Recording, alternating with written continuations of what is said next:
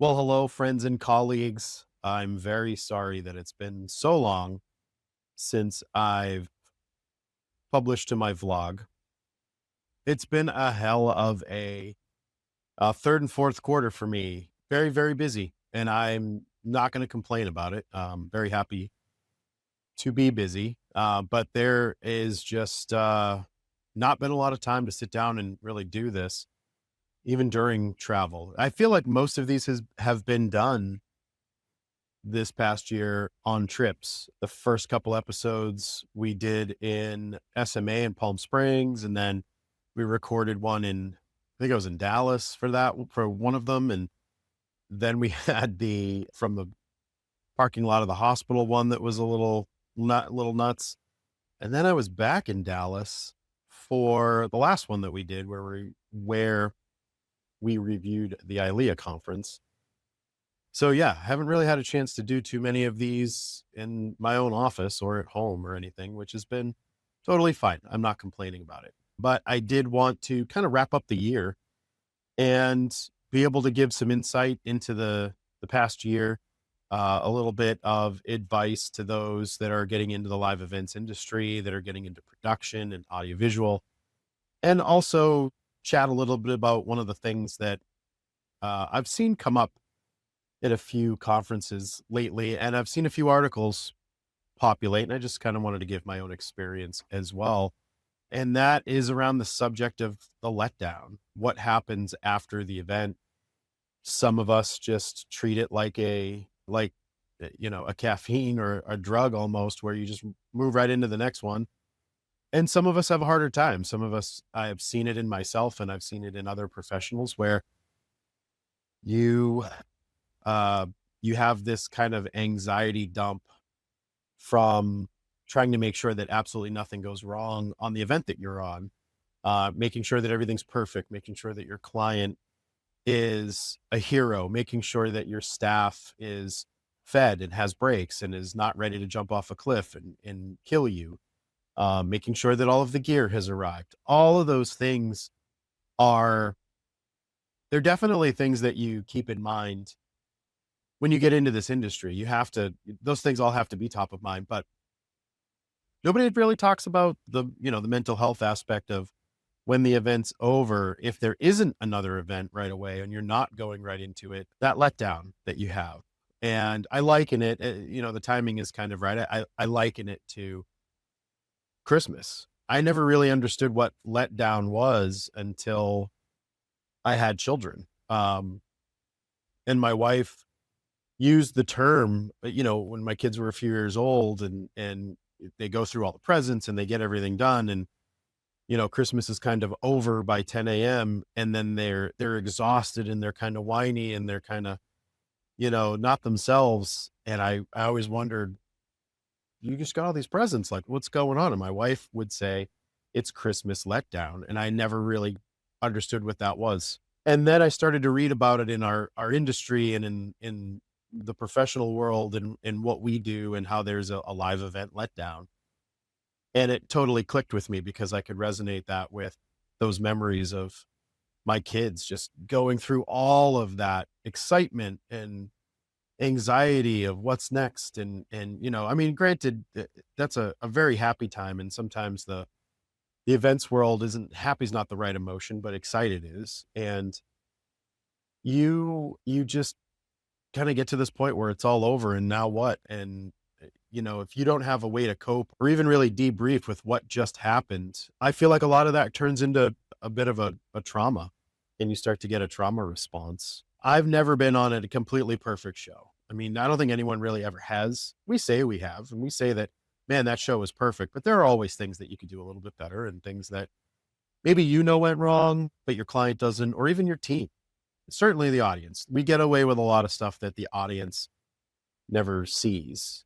And I think that the stress of living up to that level of perfection, to have the event be over and everyone leaves. And we're not talking about tours, we're not talking about these rinse and repeat type of shows. We're talking about like the annual gala or an extremely important investor meeting or a fundraiser that has to hit a certain number and you have to hit these cues and you've got a lot of things, or maybe it's something that's nationally televised and you've just got this a massive amount of pressure to do good. And then all of a sudden it's over and all that's left is you and your brain and you're thinking about the debrief and what could I have done better and that letdown. So I didn't really want to get into it to start this, but I did think that was a pretty crucial topic for us to talk about at this time of year. I thought that it was something that was definitely worth the time. What I would love to say is to get this stuff out of the way. This year has been amazing personally for me with growth. Starting this vlog, like I said, it really came out of some place. And I don't even know if it's a vlog anymore. I think some of it is just my experience, my confessions. I really wanted to turn this into something where we spoke to more people and we got some of their insight. It's just been too busy, not just for me, but for those people to get them on this. And honestly, I wasn't sure if people wanted to watch a recorded Zoom call, essentially, type of podcast. I thought they'd want to see us together in the same space and kind of interacting with each other. So I didn't really want to roll out something that I thought was subpar. But I am very happy with the fact that I had 2 goals this year. And one of them was to become a public speaker and to officially have a topic and something to speak about. And we met that goal. And I'm very excited and I'm very proud of that. Back in February, I got to MC for the first time. I had never really been an MC for an event. And that got me really excited about being in front of people and talking about things that they were excited about, but that I was excited about. And I felt like that was the catalyst to, I would like to do more of this. I would like to be a speaker. What is something that I can talk about passionately that people will listen to or care about? So that became a reality. And at the ILEA Build conference that we talked about in the last chapter, I had a panel and I got to host it. I got to put it together. I had 4 great panelists, well, 3 great panelists. I was the 4th. And that was something that was amazing to me. I think a panel sometimes is harder than just putting on a speech or talking to slides. You got to make sure everybody's involved. You got to make sure that everybody has their topic. You have to make sure that a lot of topics are hit and that you're within that presenter or that panelist's sweet spot of what their subject matter expertise is in. That was a lot of fun. I had a really good time doing that. I feel like I would like to have a talk or 2 that talk about what we talk about here. So I count that as a successful goal, a completed goal. And I feel like the book, I'd like to write a book about what we do and what it is that I've done. I have started to write a lot of ideas for that book. I've reached out to a few publishing companies just to figure out, like, what do you need to do? How do you do this? I have a couple of friends that have published books as well, just to say, where do I start? And honestly, it's just getting ideas down on the page to start and then see where that goes, where it takes me. Is it autobiographical? Is it a fictional story? Does it become something that's, comical? And I've got a lot written down. There's a lot there. I think that goal will continue into next year, but I've definitely started to plant the seeds for it, which is all I really could have asked for this year. I definitely want to be able to write more and to get more things down on the page. And it's exciting to me that we're almost there. We had a lot of chapters this year. I wasn't sure how many vlogs to do, how regular. I just kind of did them when I could and posted them, which is probably terrible for the YouTube algorithm. I read a lot about YouTube and how to get viral and how to get popular and things you need to do and and I did not follow any of that. I'll be honest though, the ILEA live build conference video that I did last, I think that was in September. That video got an insane amount of traction. I'm guessing through links and on LinkedIn and through ILEA sharing it and other people sharing it. I'm sure it grew legs that way, but it's at like 6,000 views on YouTube, which is leaps and bounds farther away than anything else that I've done. Excuse me. So it was really exciting to see each chapter of my vlog really turn into something that was more and more people got to see, and more people liked. And at every event that I went to across the country, um, I got a lot of compliments. They liked what I was doing. They liked where it was going. They liked the things that I was talking about. A lot of people liked that I talked about difficult things, dealing with COVID, dealing with my wife's injury, dealing with different kinds of managers. I'm not embellishing anything or doing anything that I don't think anyone else would have a problem doing. Maybe I'm just more comfortable debriefing with you about some of those things and hoping that you learn from the mistakes that I've made or the things that I've done right and you emulate those. That's what this is all about. I'm very open to how I got to where I'm at, the things that I like to do, the things that I don't like to do, and hopefully that helps you get to the same spot or at least get you to where you want to be in your path. I'm not saying you want to be exactly where I'm at, but there might be some stepping stones that we could share. And that brings us to now. We're in December 2025. Like I said, I'm very happy with where this went. I think the feedback has been great. I feel like I could keep doing this. I hope I can do it on a more regular basis. I'd love to just be able to say every other Friday, you're going to see a vlog from Mark Consiglio and we're going to talk about all the stuff. I just don't know if I can do that, to be perfectly honest. And who knows what 2026 has in store for me, for you, for us as a collective. But my hope is that we'll talk to each other a lot more. All right, so we'll get into the topic. I don't want to take up a crazy amount of anyone's time. It's the end of the year. I'm sick. You can probably hear it. You don't want to hear my nasally voice too much longer. So I just want to talk briefly and, from the heart about the mental health of what we do. And I don't think that there's definitely not enough spoken about mental health in general, but what it is that we do and the things that we have to really circumvent in order to get a show done. Showbiz, baby. You gotta get out there. It's kind of crazy sometimes what we go through to put on a show or an event or a concert or whatever. It's pretty crazy. One of the things that I was horrified watching, and it never really occurred to me how deep what we do goes. I don't even remember if it's like a documentary or what it is, but there was this, I think it was a Katy Perry documentary. There's this scene where, she's going through an incredibly hard time. It's doors. She's a puddle in her chair, like just sobbing, and she's going through a breakup, I believe, and things aren't going great. And it was bad. And she's like on the lift about to bring her up to the stage and she's sobbing and crying. And you're like, this poor girl is not going to be able to perform.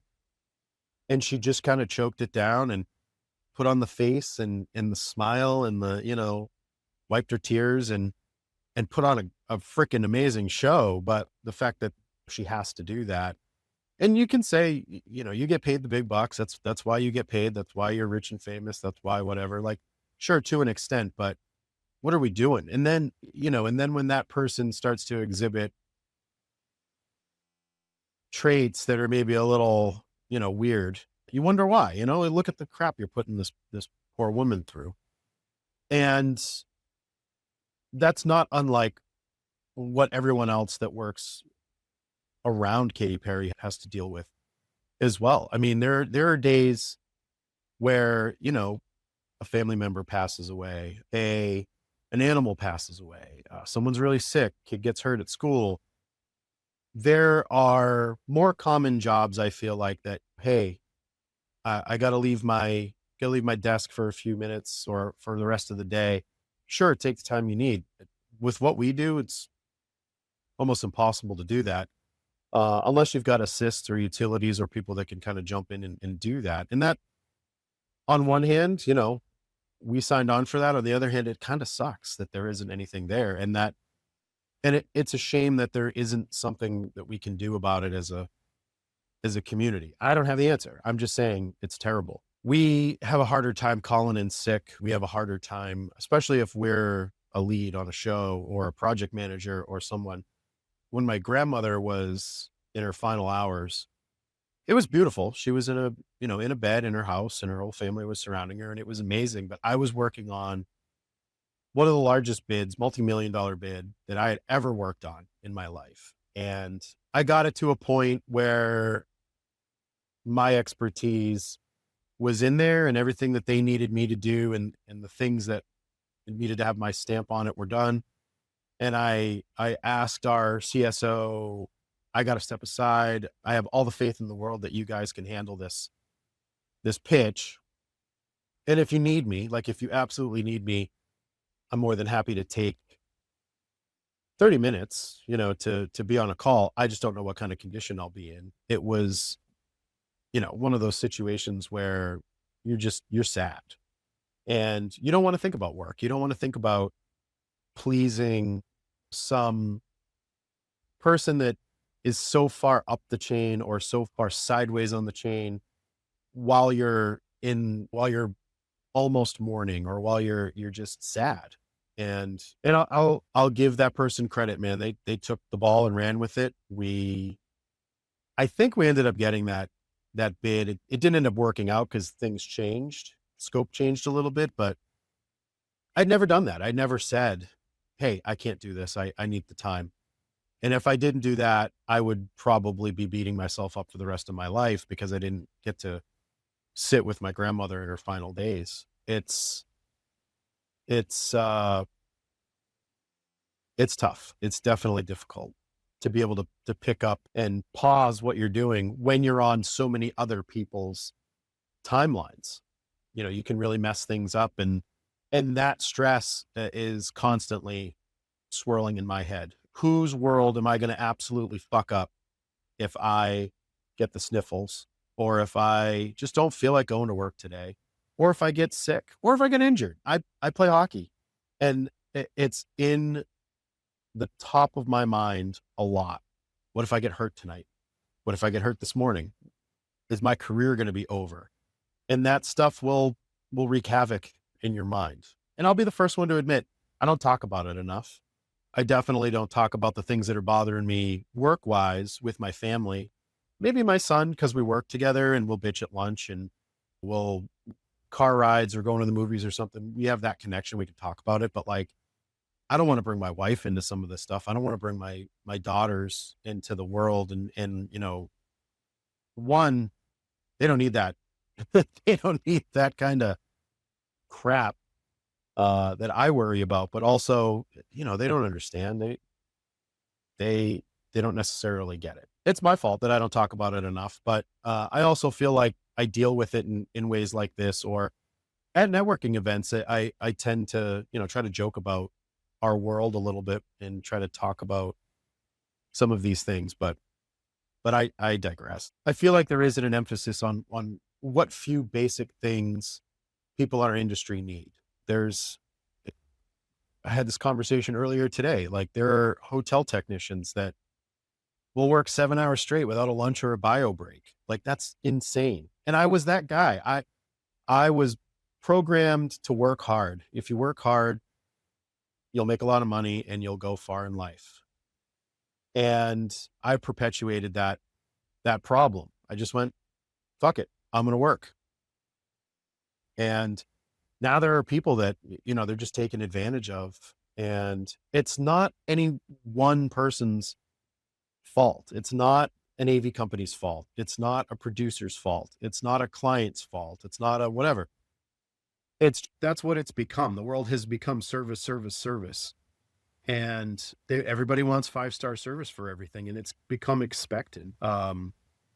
It takes a good manager, I think, or a project manager, producer, TD, whatever you want to call them, to say, my team needs a 30-minute lunch. My team needs a bio break. My team needs this. Hey, we're going to walk away for a minute. And I'll admit I was horrible at that myself as a technician, but also as a project manager myself. I would push the team to just, let's get it done. Let's get it through. Let's persevere. Let's get through this.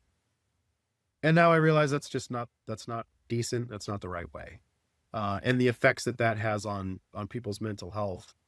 To work like 10 hours straight, I can't believe those days when I would come in, sit at a tech table at 8 a.m. and then at 6 p.m., 6:30, pick up my bag, and maybe I had snuck out to go to the bathroom during a break or something, but there's rehearsals, there's cue to cues, there's all these things that are happening when everyone else is on break, so you can't leave. And that's rough. And I'll tell you, man, after about 2 years of doing that as a green technician, 18, 19, 20-year-old Mark, it just became a part of me. And I figured this is what we need to do. This is who I need to be. And,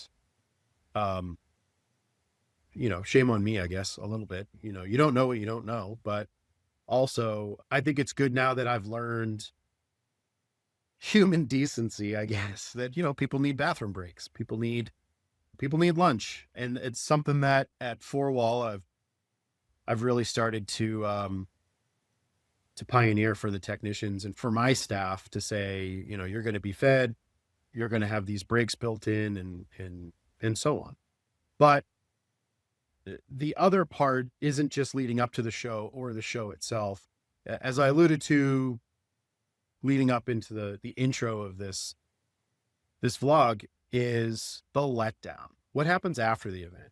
And I think I'd like to dive a little bit into that and potentially get your thoughts, maybe in the comment section below, on how you deal with letdown, or what you do post-show, or what are things that you do to keep your mind up, to not get down on yourself, but also to not just get into this depressive state, of waiting for the next event or waiting for the next show. So for me personally, letdown after a show is a place where there's so much hustle and bustle. There's so much work. There's so much effort. There's so many things that you're thinking about to make that show perfect for your client, your customer, their client, and for the people in attendance, whether it's a corporate show or a rock concert or a sporting event, the person that you're really trying to entertain are the attendees. Even though I really only care if my client is the one that's getting the recognition they deserve and that they're happy and that their clients are happy, you still have hundreds of thousands of however many people are at your events to make sure that they are happy with the event. So all of that, for me, I can speak to a few events that have been just massive from not necessarily a dollars and cents scale, but from logistics, getting things from point A to point B, making sure scripts are up to date, making sure the crew is booked. I mean, sometimes that's the hardest part, it seems like, is making sure everybody's all set and booked. But we've done a couple of shows over the past few years, all my time with many different companies. And I can think of a few that just took a lot of pre-work, months and months of pre-work and thought for, a 2 to 3 hour event, and then it's over. And then there's nothing after that event right away. My mindset has changed a lot over the past few years and this could be bad, this could be detrimental. I'm not saying this is the right way, but where there's no real down period. There used to be these ebbs and flows throughout the year that were what we considered busy season and the slow season. For me, it's one giant square wave all the way across the top that is essentially busy season execution and then busy season planning and development. These past 12 months have been a great exercise for me in really no downtime, which is terrible because I don't take vacation days. I don't take sick days when I should. And that's not necessarily great for you. And I'm not advocating that you do that, but that is how a lot of us in this industry manage ourselves, is you just keep going, you keep pushing through it. Damn, it's December already. And that is something that I've done for a very long time. Since early in my career with PSAV, I'd get to the end of the year and I would have a director like Pete McGuire or Jeff Small or Rob Lutz say, you have 20 vacation days left and there's only 10 days left in the month. Why don't you go home and don't come back until January? And I didn't really realize that, I was eating those days, and I still don't. That's a lesson I have not learned. But that takes a toll on you. And especially when you have a year like this past year or two for me, where if I'm not on show site executing, I am planning for the next show. I am proofing and sometimes prevising for a show coming up, and making sure that things are going to work the way that one of my clients needs them to work. Or I'm finding new business, and I'm out there pounding the pavement. I'm at networking events. Sometimes I'm just calling up old friends. Sometimes I'm networking through LinkedIn. Sometimes I'm showing up at some place and saying, "Hey, I'd love to talk to your director of production, or I'd love to talk to your, meeting and event coordinator." And it's just how I'm wired and how I'm built. But, it's starting to run me a little ragged. I'm starting to feel it. Now I'm in my 40s, and I'm starting to feel pain in places, and you start to feel your brain, and you start to feel, I don't know, you start to feel feelings a little bit differently. And after an event now, I typically have some business development, some sales. There's some follow up. There's some things to do. You got to invoice the show. You got to make sure gear gets back. You got the load. You get the deep prep. You got the load out. You got all that. But when the guests are leaving, and you're just kind of like, you have that Christmas Day letdown of, it's over. Now what? Like, you feel like you could run through a wall. And then that energy immediately turns into, I want to curl up into a ball. And that's not necessarily because anything went wrong. It's just you're kind of in a fragile state. If you were to be a shellfish or something, or something that sheds your exoskeleton, that's basically where you're at. You've just given your all, and now you need to kind of rebuild from the inside out. And I don't think enough attention is really paid to that element of what we do in the live events world. And who knows where we'll be in the coming months or years or decades. But it is extremely difficult to take care of yourself in this environment. And for no fault of our own, that, we strive for perfection. We know that we're the subject matter expert of that particular event that we're working on, or string of events, or tour, or whatever. And, there's some people say get hit by a bus. Some people say win the lottery. When that day comes, you hopefully have imparted enough wisdom on your team to pick up where you left off. But I think there's a sense of, I know it, it's my show, I can do it. There's also a sense of, I don't want anyone else to touch my show. There's a lot of that in our business, but I don't know how to fix it. I just think it's important to talk about. I think it's important to just say out loud, there is this gaping hole of mental health awareness in the live events industry, and it does take its toll on some people. It takes its toll on me. This is a tough time of year for me personally, because it starts to slow down on the execution side of things. It's also a month where I've had a lot of loss, and, Christmas time brings back a lot of memories of, family members that are gone, but not forgotten. And it's the holidays. It's kind of a depressing time. For me, it's important to talk about it, and to maybe break the stigma of saying this is not something that you just bury down and you don't talk about. If you need to talk about it, I would highly recommend someone that is much more qualified than I. What I'll do here, I'll put something down in the description, and if I'm smart enough, I'll put some text down at the bottom of the screen right now for places that you can reach out to.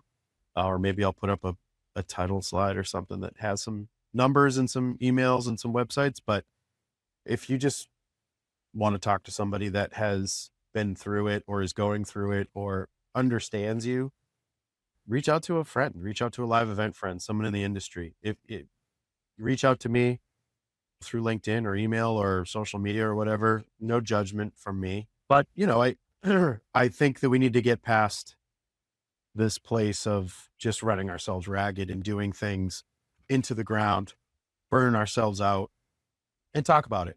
Maybe we can start to fix some of these things. I've been doing this for 25 years and I don't know how to fix it. I just am programmed to go. So, that was the one topic that I really wanted to hit on. Mental health, but also that letdown. And this is kind of a hard time of year. If you do want to talk about it, with someone that understands what you're going through, feel free to reach out. If I can't help you, I can definitely connect you with someone that can. And here are a few places that can assist you if you're interested in reaching out to somebody, or if you just need help. I didn't really want to end the year or the season on a downer, and I don't really think it is a downer. It makes me happy to be able to talk about this stuff and to let people know that, you're not alone and that we all essentially want to be better. And that includes things that we've talked about, college and experience and getting the reps and having mentors and all those things. But it also includes taking care of yourself. I am not a great example of that. So do not go by me at all. I do not take care of myself mentally very well, but I do like to see people that say, I know we used to say, like, I'm taking a mental health day, and that was always kind of a jokey thing, but fucking do it. Take a mental health day if you need to. There are days when I'm kind of useless because I've got something on my mind, or I'm going through a little bit of trauma from an event, or I'm going through something personally, or a death in the family. Like, the best thing that we can do is be there for other people and be there in their time of need. And I think the more of us that take that approach, the better this industry will be, and the better things will get, and the healthier we'll all at least appear, but hopefully will be. So with that, happy holidays. Happy 2026. I hope everyone has a happy new year. I hope everyone gets through the holiday season. I hope to hear from you. I hope to see comments and messages from all of you, and look forward to season 2 of the Mark Consiglio vlog. Trying to think of a cool name for it. I think just saying the Mark Consiglio vlog is kind of lame.